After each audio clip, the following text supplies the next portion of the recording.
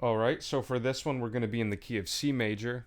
And this lick is a really good example of how you can take something that you might already be familiar with and modify it a little bit with a little bit of chromatic notes and completely change the sound of it. And this is really good if you're, still getting more familiar with jazz and you're looking to expand your vocab a little bit.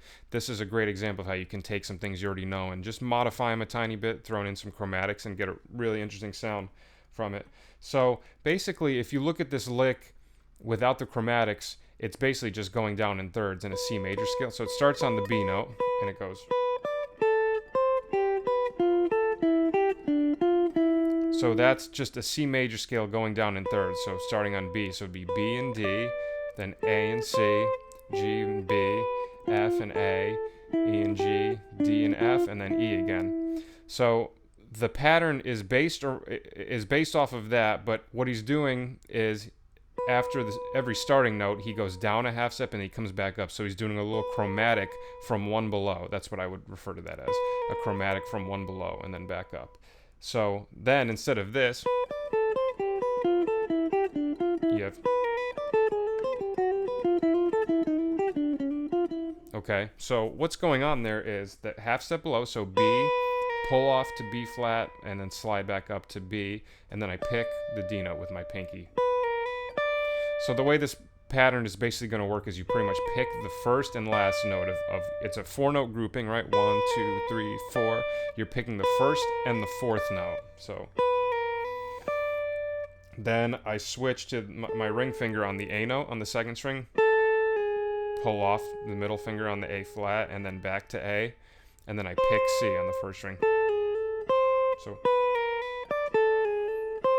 some of these fingerings are a little bit awkward. Sometimes that'll happen if you take a line that's done on the saxophone and translate it over on the guitar. Like especially like if you're doing stuff out of the Charlie Parker Omni book, you're going to come across some lines here and there where it's just like a disaster. Like it's definitely not meant to be played on the guitar, but it's cool to figure out ways to, work around it, play some things that are a little bit less typical sounding on the guitar. I always think stuff like that is cool. So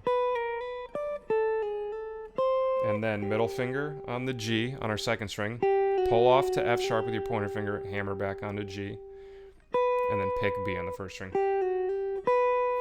Now from here I set my ring finger on the F note on the third string, pull off to E with your middle finger, and then hammer back onto F, and then A on the first string. So.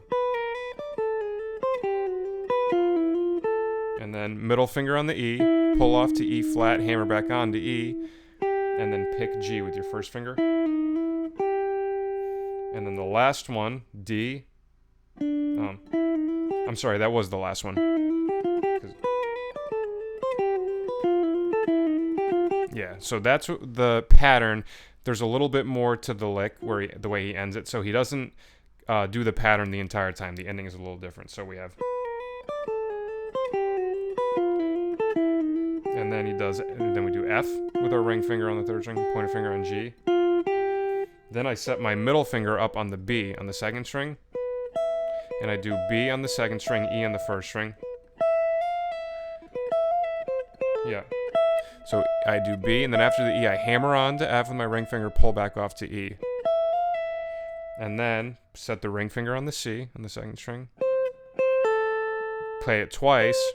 And the second time I pull off to A with my pointer finger. So